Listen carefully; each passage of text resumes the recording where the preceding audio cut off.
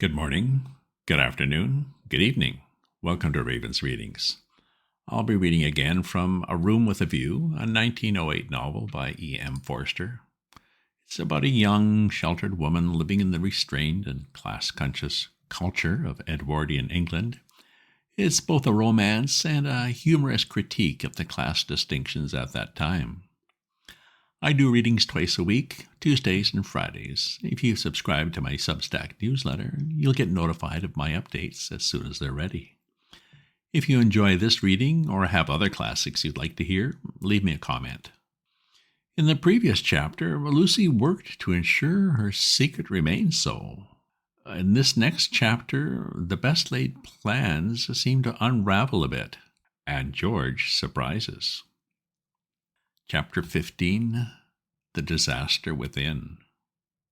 The Sunday after Miss Bartlett's arrival was a glorious day, like most of the days of that year. In the Weald, autumn approached, breaking up the green monotony of summer, touching the parks with the gray bloom of mist, the beech trees with russet, the oak trees with gold. Up on the heights, battalions of black pines witnessed the change, themselves unchangeable. Either country was spanned by a cloudless sky, and in either arose the tinkle of church bells. The garden of Windy Corners was deserted except for a red book, which lay sunning itself upon the gravel path. From the house came incoherent sounds as of females preparing for worship. The men say they won't go. Well, I don't blame them. Minnie says, need she go? Tell her no nonsense. And Mary, hook me up behind her. Oh, dearest Lucia, may I trespass upon you for a pin? For Miss Bartlett had announced that she, at all events, was one for church. The sun rose higher on its journey, guided not by Phaethon, but by Apollo, competent, unswerving, divine. Its rays fell on the ladies whenever they advanced towards the bedroom windows, on Mr. Beebe down on Summer Street as he smiled over a letter from Miss Catherine Ann, on George Emerson cleaning his father's boots, and lastly, to complete the catalogue of memorable things, on the red book mentioned previously. The ladies move, Mr. Beebe moves, George moves, and movement may engender shadow. But this book lies motionless, to be caressed all the morning by the sun, and to raise its cover slightly as though acknowledging the caress. Presently Lucy steps out of the drawing-room window. Her new cerise dress has been a failure and makes her look tawdry and wan. At her throat is a garnet brooch, on her finger a ring set with rubies, an engagement ring. Her eyes are bent to the Weald. She frowns a little, not in anger, but as a brave child frowns when he's trying not to cry. In all that expanse, no human eye is looking at her, and she may frown unrebuked and measure the spaces that yet survive between Apollo and the western hills. Lucy, Lucy, what's that book? Who's been taking a book out of the shelf and leaving it about to spoil? Oh, Mother, it's only the library book that Cecil's been reading. Oh, but pick it up. Don't stand idling there like a flamingo. Lucy picked up the book and glanced at the title listlessly. Under a Loggia.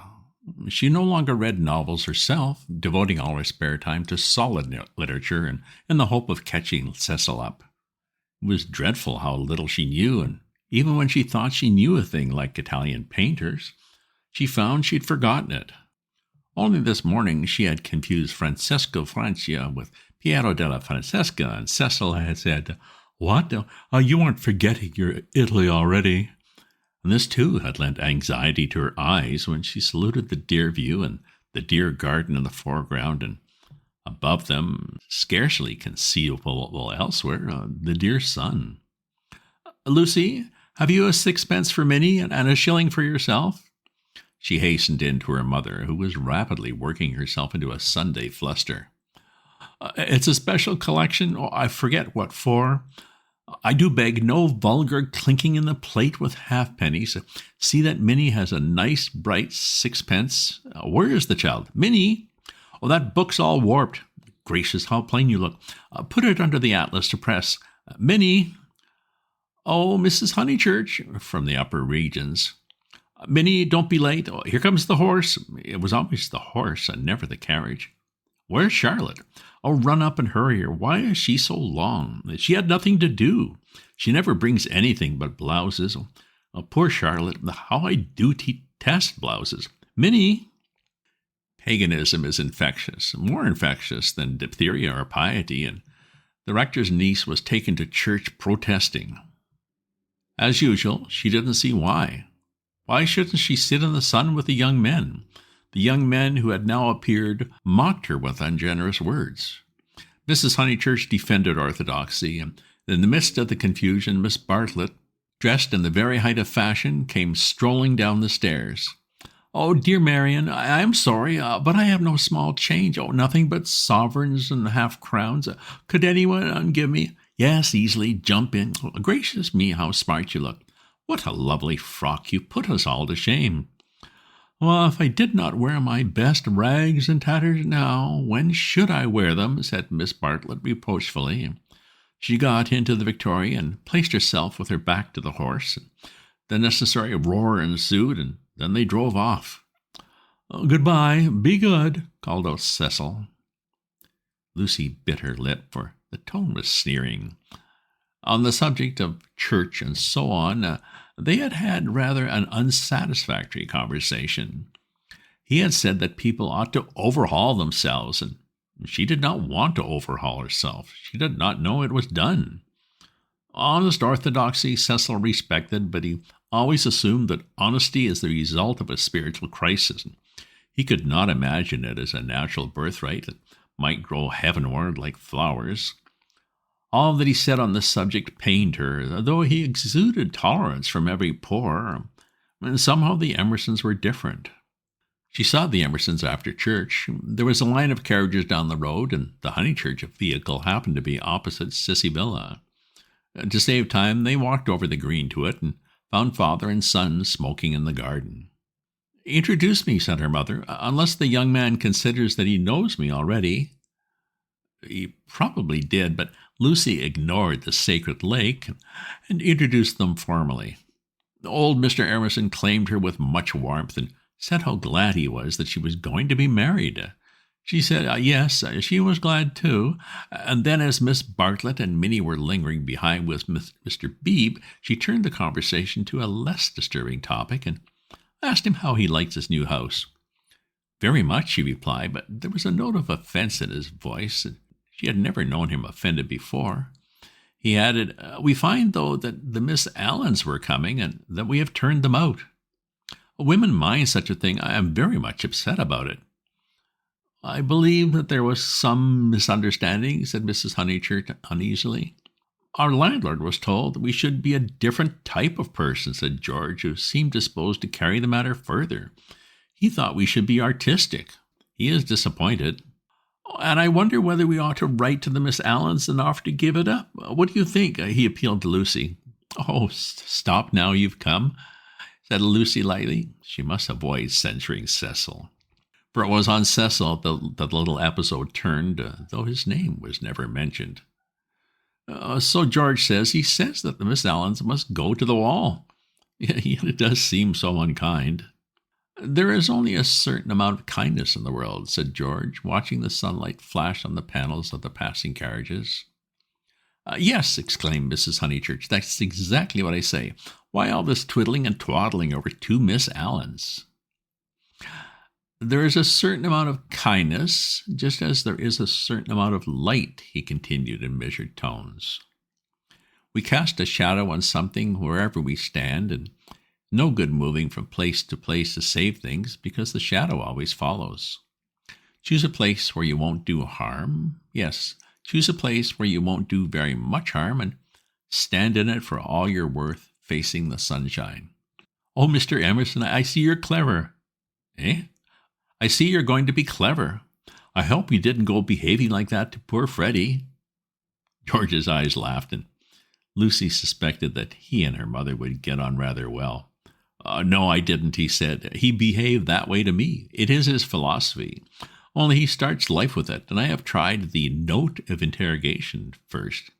What do you mean? No, never mind what you mean. Don't explain. He looks forward to seeing you this afternoon. Do you play tennis? Do you play tennis on Sunday? George mind tennis on Sunday, said his father. George, after his education, distinguished between his Sunday.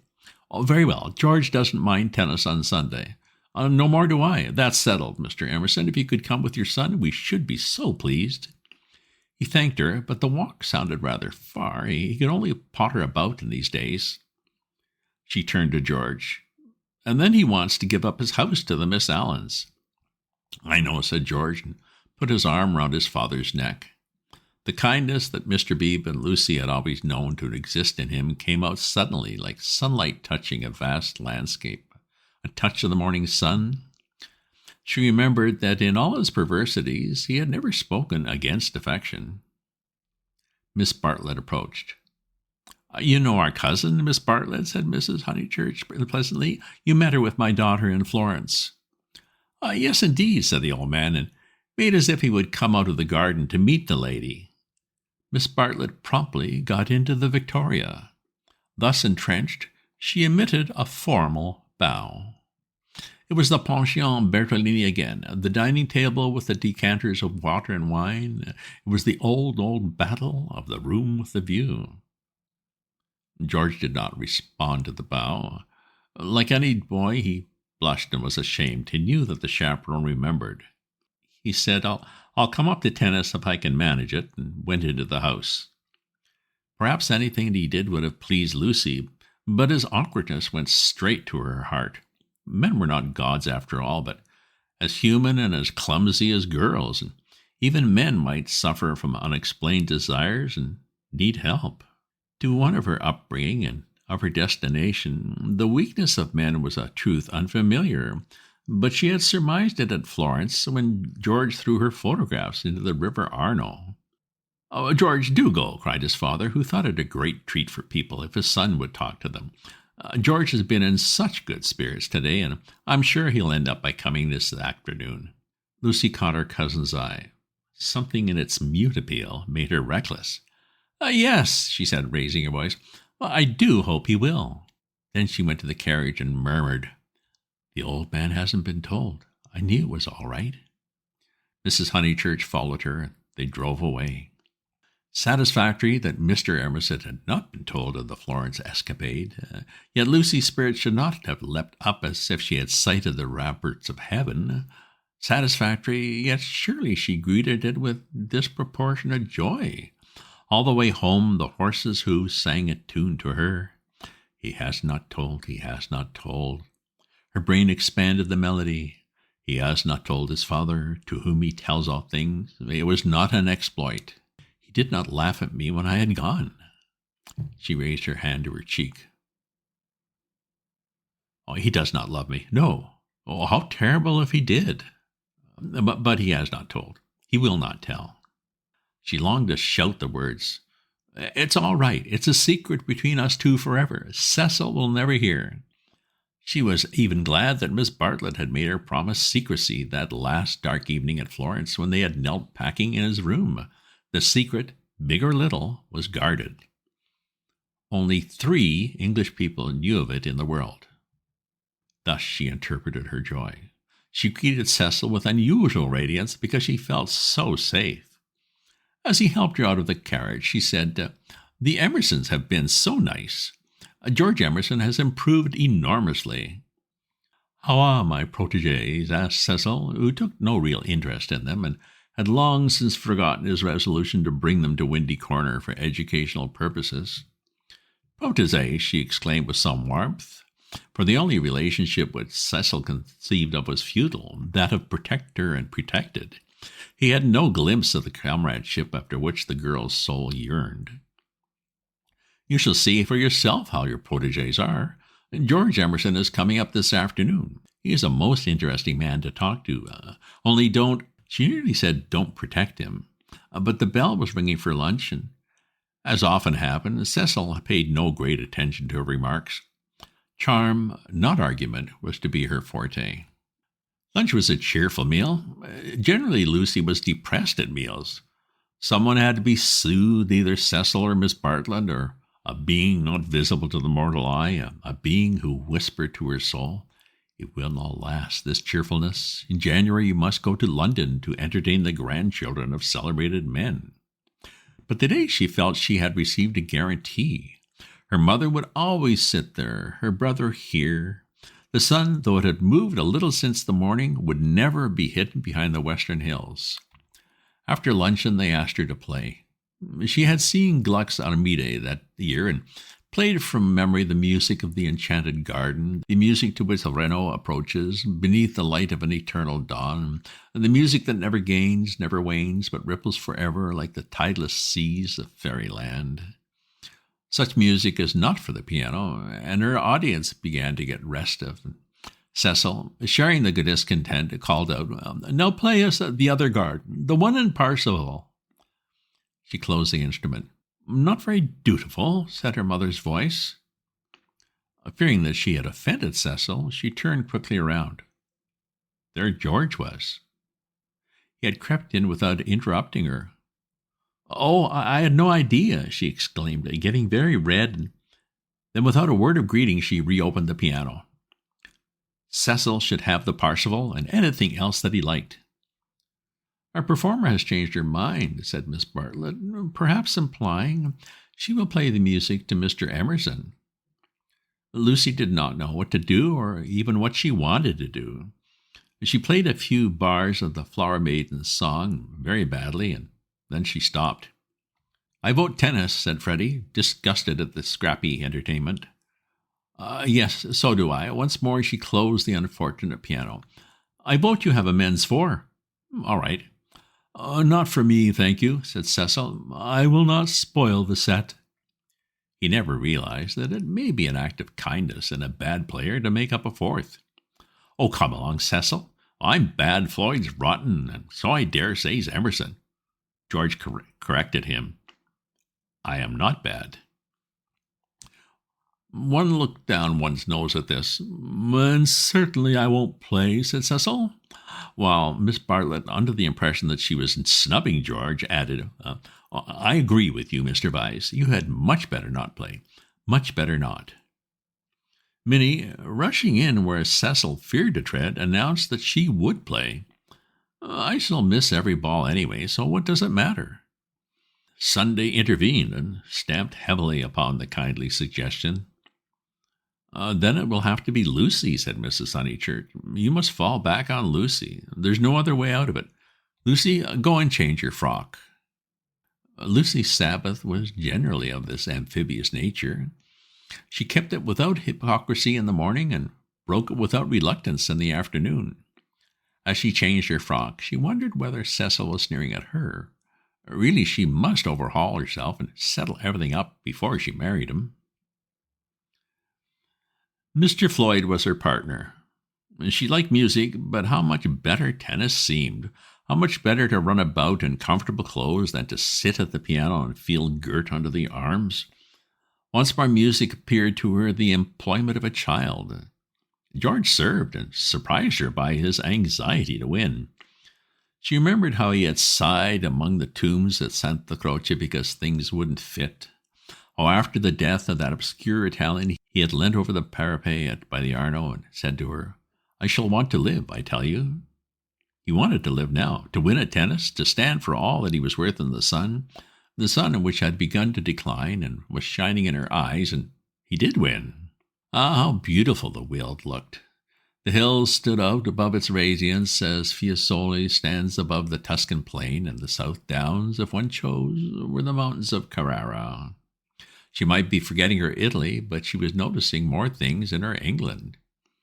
One could play a new game with the view and try to find in its innumerable folds some town or village that would do for Florence. How beautiful the Weald looked. But now Cecil claimed her. He chanced to be in a lucid, critical mood and would not sympathize with exaltation. He had been rather a nuisance all through the tennis, for the novel that he was reading was so bad that he was obliged to read it aloud to others. He would stroll round the precincts of the court and call out, "I say, listen to this, Lucy. 3 split infinitives." "Dreadful," said Lucy and Mr. Stroke. When they had finished their set, he still went on reading. There was some murder scene, and really everyone must listen to it. Freddie and Mr. Floyd were obliged to hunt for a lost ball in the laurels, but the other two acquiesced. The scene is late in Florence. Oh, what fun, Cecil. Read away. Come, Mr. Emerson, sit down after all your energy. She had forgiven George, as she put it, and she made a point of being pleasant to him. He jumped over the net and sat down at her feet, asking, "You? And are you tired?" "Of course I'm not. Oh, do you mind being beaten?" She was going to answer no, when it struck her that she did mind, so she answered yes. She added merrily, "I don't see you're such a splendid player, though. The light was behind you. It was in my eyes." "Oh, I never said I was." "Why, you did." "You didn't attend," he said.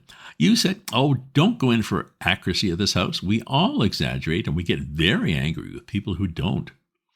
The scene is late in Florence," repeated Cecil with an upward note. Lucy recollected herself. Sunset.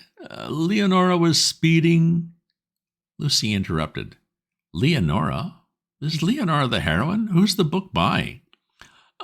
"Joseph Emery Prank." Sunset.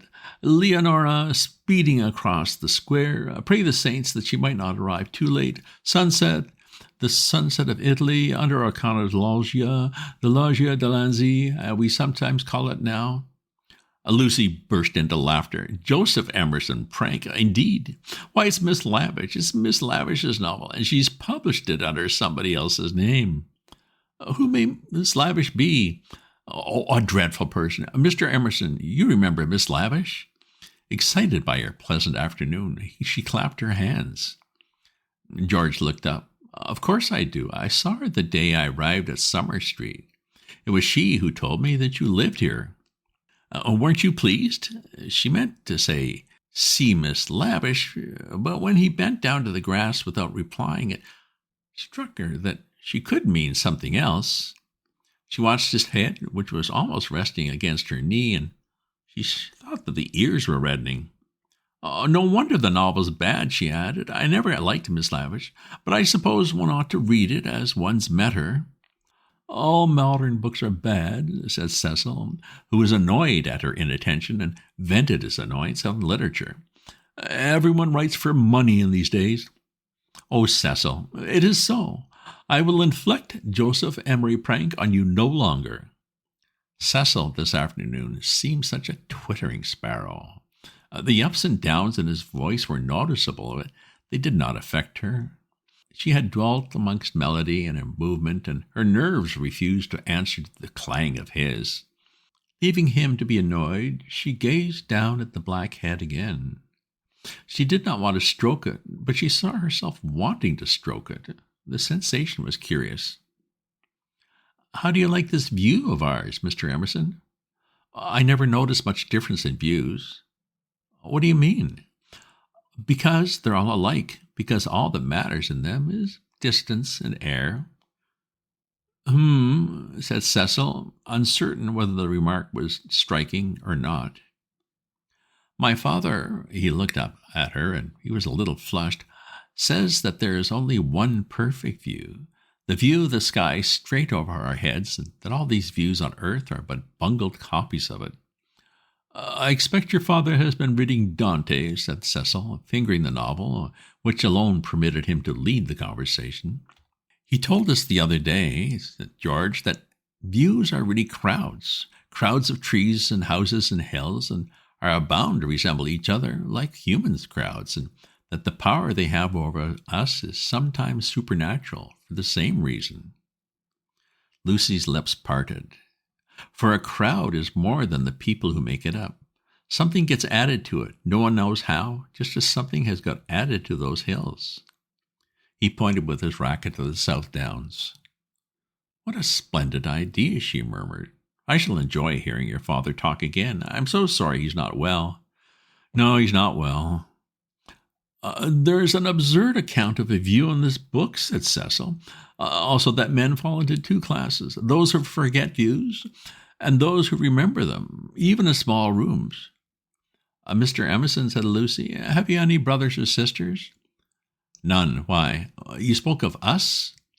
"My mother, I was meaning." Cecil closed the novel with a bang. "Oh, Cecil," she said, "how you made me jump. I will inflict Joseph Emery prank on you no longer." "I just can remember us all three going into the country for the day," said George, "and seeing as far as Hindhead. It's the first thing that I remember." Cecil got up. The man was ill-bred. He hadn't put on his coat after Tennyson. He didn't do. He would have strolled away if Lucy had not stopped him. "Cecil, do read the thing about the view." "Oh, not while Mr. Emerson is here to entertain us." "Oh, no, read away. I think nothing's funnier than to hear silly things read out loud. If Mr. Emerson thinks it's frivolous, he can go." This struck Cecil as subtle and pleased him. It put their visitor in the position of a prig. Somewhat mollified, he sat down again. "Mr. Emerson, go and find tennis balls." She opened the book. Cecil must have his reading and anything else that he liked, but her attention wandered to George's mother, who, according to Mr. Eager, had been murdered in the sight of God, and, according to her son, had seen as far as Hindhead. "Am I really to go?" asked George. "Oh, no, of course, not really," she answered. "Chapter 2, said Cecil, yawning. "Find me Chapter 2, if it isn't bothering you." Chapter 2 was found, and she glanced at its opening sentences. She thought she had gone mad. "Here, hand me the book." She heard a voice saying, "It isn't worth reading. It's too silly to read. I never saw such rubbish. It oughtn't to be allowed to be printed." He took the book from her.